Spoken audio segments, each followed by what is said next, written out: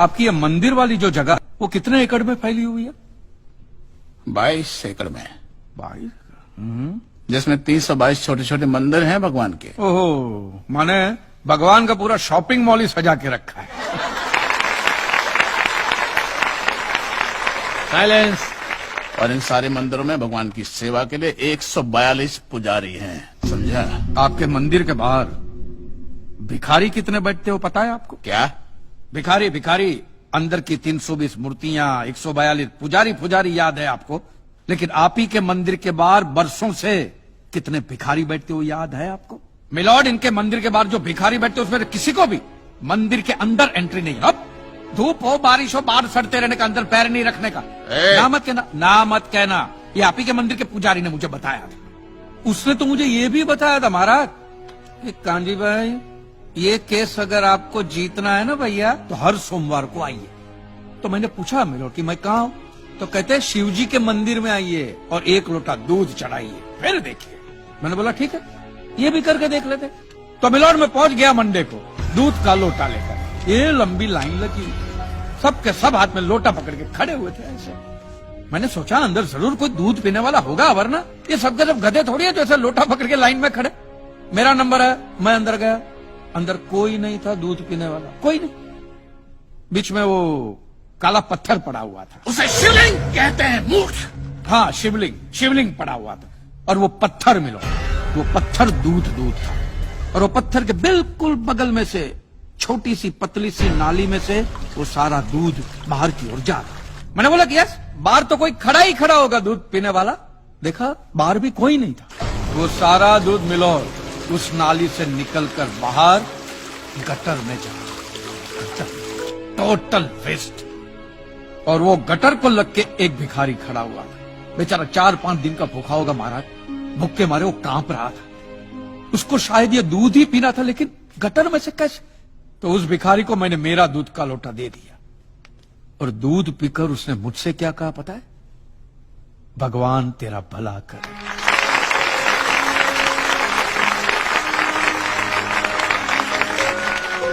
तो मंदिर में आने वाला एक एक इंसान वो पत्थर पे दूध डालने के बजाय किसी गरीब के पेट में डाले तो सबसे ज्यादा पुण्य मिलेगा, नहीं? और हाँ मौलवी साहब, किसी दरगाह पे फूलों की चादर उड़ाने के बजाय किसी नंगे फकीर के बदन पे कपड़ों की चादर उड़ाई जाए ना तो अल्लाह को बहुत खुशी मिलेगी। और जीसस के सामने मोमबत्तियां जलाने से अच्छा है किसी गरीब की झोंपड़ी में जलाइए, तो उसके घर में कभी अंधेरा नहीं होगा। क्यों, तुम नहीं भगवान को नहीं मानते क्या? अरे मैं खुद भगवान हूँ। अच्छा, तो मैं अमिताभ बच्चन हूँ। देखो कांजी, दूध, चद्दर, मोमबत्ती ये सब चढ़ाना एक प्रथा है। भगवान की पूजा अर्चना, इन सब का मूल्य तुम नहीं समझोगे क्योंकि तुम एक नास्तिक हो। जगत की मोह माया से तुम अभी तक मुक्त नहीं हुए। आप तो हो गए हो ना, आप तो बिल्कुल मोक्ष के दरवाजे पे खड़े हो। तो ये जो रीति रिवाज के नाम पे ढोंग चलते उनको बंद करवाइए ना महाराज। शनिवार को हनुमान जी की मूर्ति पे कितना तेल बर्बाद होता है पता है आपको? लोग 2 रुपये के 5 रुपए के सिक्के यूं करके मूर्ति पे चिपकाते हैं। हनुमान जी इन सारे चिल्लर का क्या करेंगे? कांजी भाई बिल्कुल ठीक कह रहे हैं। साईं बाबा अपनी पूरी जिंदगी गरीबों के लिए और गरीबी में जिए। जब तक वो जिंदा रहे तेल की एक एक बूंद के लिए दर बदर भटकते रहे, और आज उनके मरने के बाद उनके लिए करोड़ों का सिंहासन, सोने का मुकुट, किसके लिए बताइए महाराज। एक बात बताइए, जो भी भक्त भगवान की श्रद्धा से सच्चे दिल से भक्ति करता है उस पर तो उस परम कृपालु की कृपा दृष्टि रहती है ना?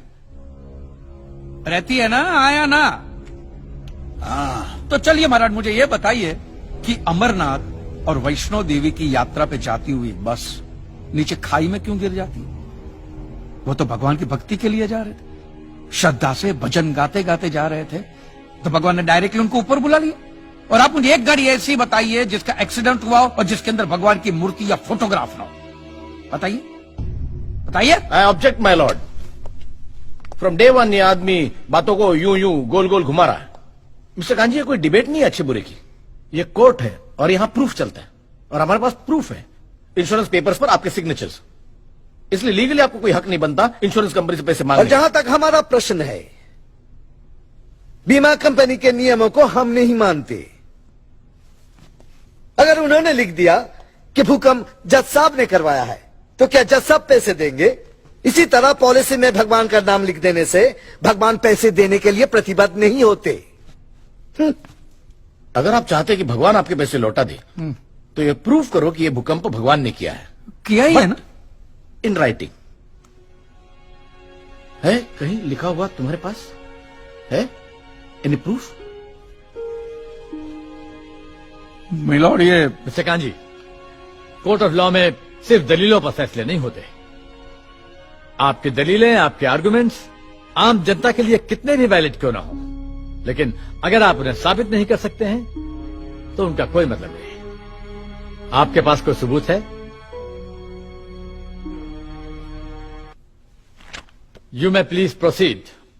योर ऑनर, इससे पहले कि मिस्टर कांजी अपने तीखे और कटाक्ष भरे व्यूज बिना किसी रेफरेंस प्रदर्शित करें, मैं उनसे पूछना चाहता हूं कि उनके पास कोई प्रूफ है जिससे वो साबित कर सके कि उनकी दुकान भगवान ने गिराई है। मिलॉर्ड, अब जो सवाल मैं पूछने जा रहा हूं उसके लिए मुझे एक ज्ञानी पंडित की जरूरत है। तो आप मेरे जो भी कोई ज्ञानी पंडित है वो यहां पे आ रहे हैं। सिर्फ ज्ञानी है, ज्ञानी। हाँ, आप बैठ जाइए।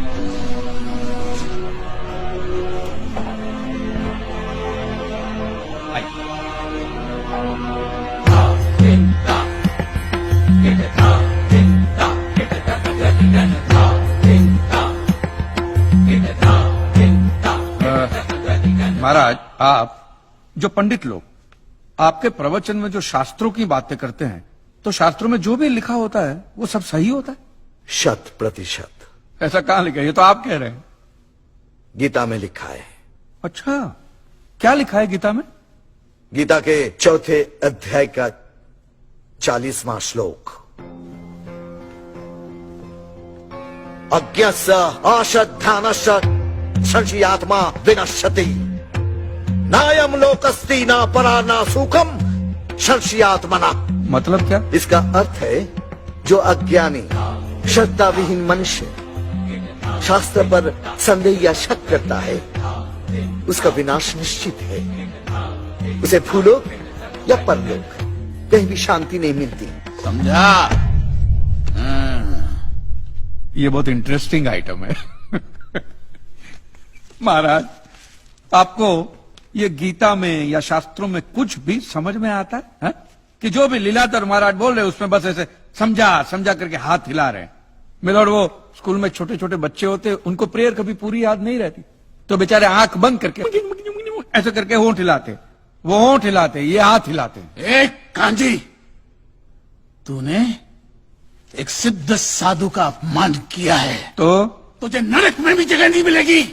कहां से मिलेगी महाराज? आप लोगों ने पहले से ही वहां कुल्ले टिका के रखे हैं।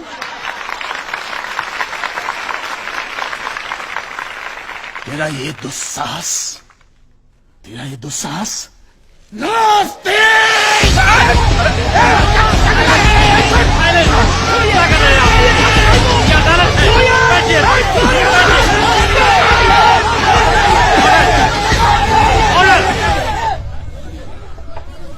बैठ जाइए।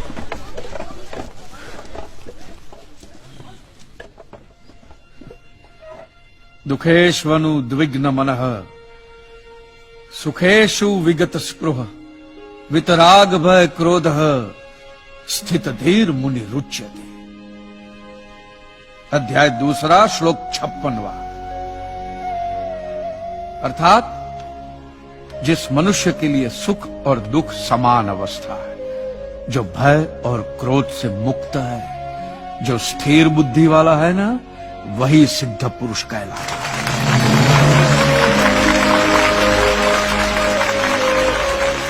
ये मुझे गीता सिखाएंगे? अरे ये क्या गीता सिखाएंगे मिलॉर्ड? इन लोगों की तो आईक्यू भी रूम टेम्परेचर से लो है। आपको 2 बात क्या कही मैंने उकसाने के लिए, भड़काने के लिए, मुझे मारने चले हैं? ऐसी है आपकी सिद्धि सिद्धेश्वर? मिस्टर कांजी, उनकी सिद्धि क्या है, यह कोर्ट का मुद्दा नहीं है। कोर्ट का मुद्दा यह है कि आपकी दुकान किसने गिराई। भगवान ने गिराई है। ये आप फैसला सुना रहे। फैसला सुनाना जज साहब का काम है, आपका नहीं। आपको तो सिर्फ प्रूफ करना है कि उस दिन जो भूकंप आया वो भगवान की वजह से आया था, जो प्रूव करना इम्पॉसिबल है। Relax relax relax, nothing is impossible. Swami ji एक बात बताइए, भगवान ने ही ये भगवत गीता कही है, कही है, और भगवत गीता में जो भी कहा गया है वो सब सच है। 100%। Point to be noted milord. तो मुझे एक बात बताइए कि भगवान ने भगवत गीता के 9वें अध्याय के 8वें श्लोक में क्यों ऐसा कहा है कि पूरी सृष्टि का सर्जन मेरी इच्छा से हुआ, इसका विनाश भी मेरी इच्छा से होगा, ये पूरी सृष्टि मेरी इच्छा के अधीन है, इसके सर्जन और विनाश के लिए सिर्फ मैं और मैं ही जिम्मेदार हूं। और ये देखिए मिलॉर्ड, ये बाइबल में भी कहा गया है, आइज़ा चैप्टर 54 वर्स 16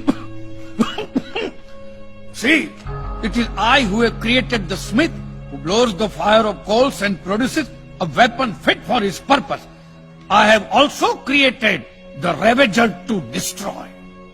ये देखिए, ये कुरान शरीफ में भी है। सूरह जलजला 99 आयत 1 से 8 में भी लिखा है कि जब जमीन अपनी पूरी शिद्दत के साथ हिला डाली जाएगी और जमीन अपने अंदर के सारे बोझ को निकालकर बाहर डाल देगी और इंसान कहेगा कि ये उसको क्या हो रहा है, उस दिन वो अपने ऊपर बीते हालात बयां करेगी, क्योंकि तेरे रब ने उसे ऐसा करने का आदेश दिया होगा।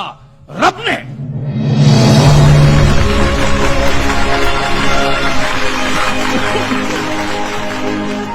इन सारी बातों का मतलब एक ही होता है मिलोर, कि ये भगवान द्वारा किए हुए भूकंप से ही मेरी दुकान गिरी है। मतलब it is an act of God. ये सब ऊपर वाले की करनी है, और मेरे साथ साथ जिन लोगों का नुकसान ऊपर वाले की वजह से हुआ है उन सब के पैसे भी ऊपर वाला ही देगा, नहीं तो उनके collection agent. Your honour, mister Kanchi Leeladhar Swami को बातों में फंसा रहे हैं। सरदेसाई जी क्या कर रहे हैं आप? अरे बोलने दो उसे, बोलने दो।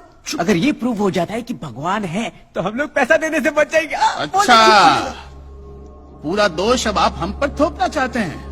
अपनी स्कीम से बचने के लिए आप भगवान का नाम नहीं ले सकते, क्योंकि भगवान पर सिर्फ हमारा कॉपीराइट है। कॉपीराइट? अरे 2 मंदिर क्या बनवा दिए? भगवान आपके बाप का मालूम है?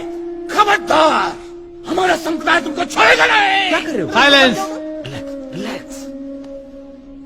आज तक तो मिलॉर्ड सिर्फ इतना ही सुनने में आया था कि भगवान की आरती होती है, आराधना होती है, यज्ञ वगैरह होता है। आज तो ये भी सुनने को मिल रहा है कि भगवान के कॉपीराइट भी होते हैं। भगवान के कॉपीराइट ऊपर वाले की ब्रांड बना दी गई इन्होंने। आज मुझे विश्वास हो गया है कि भगवान नहीं है, बिल्कुल नहीं है, हो ही नहीं सकता, क्योंकि अगर वो होते तो उसने आप जैसे पाखंडियों को तो कब का उठा लिया होता। मुझे जो करना था वो मैंने साबित कर दिया है मिलोन। अब इसका पूरा फैसला